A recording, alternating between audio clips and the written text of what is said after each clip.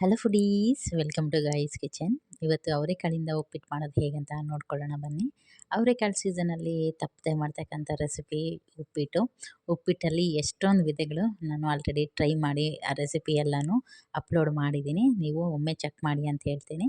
ಇವತ್ತು ಮತ್ತೊಂದು ರೀತಿ ಉಪ್ಪಿಟ್ಟು ಅವರೆಕಾಳು ಸೀಸನಲ್ಲಿ ಮಾಡ್ತಕ್ಕಂಥದ್ದು ನೋಡಿ. ಅದಕ್ಕಾಗಿ 1 ಕಪ್ಪಷ್ಟು ಅವರೆಕಾಳನ್ನು ತೊಗೊಂಡು ಬೇಯ್ಲಿಕ್ಕೆ ಹಾಕಿದ್ದೀನಿ. ಸ್ವಲ್ಪ ಉಪ್ಪನ್ನು ಸಹ ಹಾಕ್ಕೊಂಡು ಬೇಯಿಸ್ಕೊಳ್ಳಿ, ಆವಾಗಲೇ ಕಾಳು ಟೇಸ್ಟಿಯಾಗಿ ಬರುತ್ತೆ.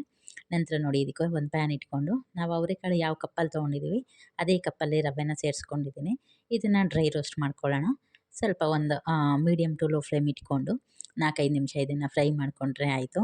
ಗೊತ್ತಾಗ್ಬಿಡುತ್ತೆ ಉಪ್ಪಿಟ್ಟು ರವೆ ಏನಿದೆ ಅದು ಸ್ವಲ್ಪ ಲೈಟ್ ಕಲರ್ ಆಗುತ್ತೆ, ಅಲ್ಲಿ ತನಕ ಫ್ರೈ ಮಾಡಿಕೊಂಡ್ರೆ ಆಯಿತು. ಇದನ್ನು ಸೈಡಿಗೆ ಎತ್ತಿಟ್ಕೊಂಡು ಸೇಮ್ ಅದೇ ಪ್ಯಾನಿಗೆ 1 ಟೇಬಲ್ ಸ್ಪೂನಷ್ಟು ಎಣ್ಣೆನ ಸೇರಿಸ್ಕೊಂಡಿದ್ದೀನಿ. ಎಣ್ಣೆ ಕಾದಾದ ನಂತರ ಇದಕ್ಕೆ ಒಂದು ಅರ್ಧ ಸ್ಪೂನಷ್ಟು ಸಾಸಿವೆ, ಹಾಗೆ ಅರ್ಧ ಸ್ಪೂನು ಜೀರಿಗೆ ಎರಡನ್ನೂ ಹಾಕ್ಕೊಂಡು ಇದೆರಡು ಸ್ವಲ್ಪ ಹರಳಿದ್ದಾದಮೇಲೆ ಇದಕ್ಕೆ 1 ಸ್ಪೂನಷ್ಟು ಕಡಲೆಬೇಳೆನ ಸೇರಿಸ್ಕೊಂಡಿದ್ದೀನಿ.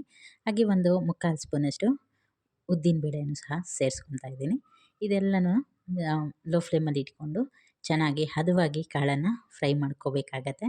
ಇದಾದ ನಂತರ ಇದಕ್ಕೆ ಹೆಚ್ಚಿರ್ತಕ್ಕಂಥ ಶುಂಠಿ, ನಾವು ಕಾಳು ಬಳಸಿರೋದ್ರಿಂದ 1-2 ಇಂಚಷ್ಟು ಶುಂಠಿನ ಸಣ್ಣದಾಗಿ ಹೆಚ್ಕೊಂಡಿದ್ದೆ, ಅದನ್ನು ಸೇರಿಸ್ಕೊಳ್ತಾ ಇದ್ದೀನಿ. ತಪ್ಪದೆ ಸೇರಿಸ್ಕೊಳ್ಳಿ, ಫ್ಲೇವರು ಚೆನ್ನಾಗಾಗುತ್ತೆ. ಹಾಗೆ ಯಾರಿಗೆಲ್ಲ ಗ್ಯಾಸ್ಟ್ರಿಕ್ ಪ್ರಾಬ್ಲಮ್ ಇರುತ್ತೆ ಅವರಿಗೆ ಇದು ಬೆಸ್ಟ್ ಅಂತ ಹೇಳ್ಬೋದು. ಹಾಗಾಗಿ 1-2 ಇಂಚಷ್ಟು ಶುಂಠಿನ ಸಣ್ಣದಾಗಿ ಹೆಚ್ಚಿ ಅಥವಾ ತುರಿದ್ಬಿಟ್ಟು ಸೇರಿಸ್ಕೊಂಬಿಡಿ.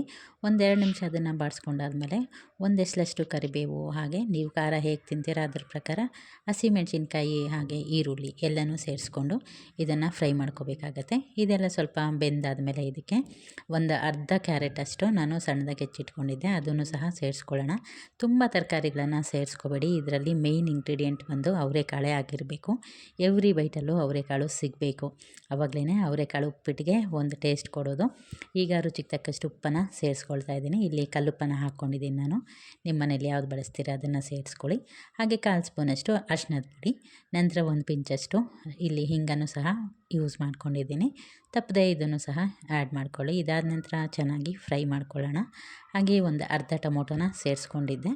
ಇದ್ರ ಜೊತೆಗೇ ನಾವು ಸ್ವಲ್ಪ ಸಿಟ್ರಿಕ್ ಆ್ಯಸಿಡು ಅಂದರೆ ಲೆಮನ್ ಸಾಲ್ಟನ್ನು ಸಹ ಸೇರಿಸೋದ್ರಿಂದ ಅರ್ಧ ಟೊಮೊಟೊ ಹಾಕ್ಕೊಂಡಿದ್ದೆ.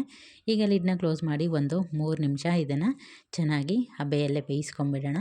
ನೋಡಿ, ತರಕಾರಿ ಎಲ್ಲ ಬೆಂದಿದೆ. ಈಗ 1 ಪಿಂಚಷ್ಟು ನಾನಿಲ್ಲಿ ಲೆಮನ್ ಸಾಲ್ಟನ್ನ ಸೇರಿಸ್ಕೊತಾ ಇದ್ದೀನಿ. ನಿಮ್ಮ ಹತ್ರ ಲೆಮನ್ ಸಾಲ್ಟ್ ಇಲ್ಲ ಅಂದರೆ ಏನು ತೊಂದರೆ ಇಲ್ಲ, ಒಂದು ಅರ್ಧ ನಿಂಬೆ ಹಣ್ಣನ್ನು ಕೊನೆಯಲ್ಲಿ ಆ್ಯಡ್ ಮಾಡಿಕೊಂಡ್ರೆ ಆಯಿತು. ನೋಡಿ, ಬೇಯಿಸಿರ್ತಕ್ಕಂಥ ಅವರೆಕಾಳು ಏನಿದೆ ಅದನ್ನು ಸೇರಿಸ್ಕೊಂಡಿದ್ದೀನಿ. ಒಗ್ಗರಣೆಯಲ್ಲಿ 1-2 ನಿಮಿಷ ಇದನ್ನು ಫ್ರೈ ಮಾಡ್ಕೊಳ್ಳೋಣ. ನಂತರ ನೀರು ಹಾಕ್ಕೊಳ್ಳೋಣ. 1 ಕಪ್ಪಿಗೆ 3 ಕಪ್ಪಷ್ಟು ನೀರನ್ನ ಸೇರಿಸ್ಕೊಂಡಿದ್ದೀನಿ ಇಲ್ಲಿ. ಇದಕ್ಕೀಗ ಕಾಯಿ ತುರಿನ ಸೇರಿಸ್ಕೊಳ್ಳೋಣ. ಕಾಯಿ ತುರಿ ಸೇರಿಸ್ಕೊಂಡ್ರೆ ಕಲರ್ಫುಲ್ಲಾಗಿ ಬರುತ್ತೆ. ನೋಡಿ, 2 ಸ್ಪೂನ್ ಕಾಯಿ ತುರಿ ಹಾಕಿದ್ದೀನಿ. ಈಗ ಇದಕ್ಕೆ ಹೆಚ್ಚಿರ್ತಕ್ಕಂಥ ಕೊತ್ತಂಬರಿನೂ ಸಹ ಹಾಕ್ಬಿಟ್ಟು ಚೆನ್ನಾಗಿ ಕುದಿ ಬರಬೇಕು, ಅಲ್ಲಿ ತನಕ ಇದನ್ನು ಕುದಿಸ್ಕೋಬೇಕಾಗತ್ತೆ. ಇದಾದ ನಂತರ ಮುಂಚೆನೇ ನಾವು ಫ್ರೈ ಮಾಡಿಟ್ಟಿದ್ವಲ್ಲ ರವೆ, ಅದನ್ನು ಸೇರಿಸ್ಕೊಂಡ್ಬಿಟ್ಟು ರವೆ ಹಾಕಿದ್ದಾದಮೇಲೆ ಮೀಡಿಯಮ್ ಟು ಲೋ ಫ್ಲೇಮ್ ಇಟ್ಕೊಂಡು ಒಂದು 3-4 ನಿಮಿಷ ಲಿಡ್ನ ಕ್ಲೋಸ್ ಮಾಡಿ ಬೇಯಿಸ್ಕೊಂಡ್ರೆ ಸೂಪರ್ ಟೇಸ್ಟಿಯಾಗಿರ್ತಕ್ಕಂಥ ಅವರೆಕಾಳು ಉಪ್ಪಿಟ್ಟು ರೆಡಿ ಆಗುತ್ತೆ.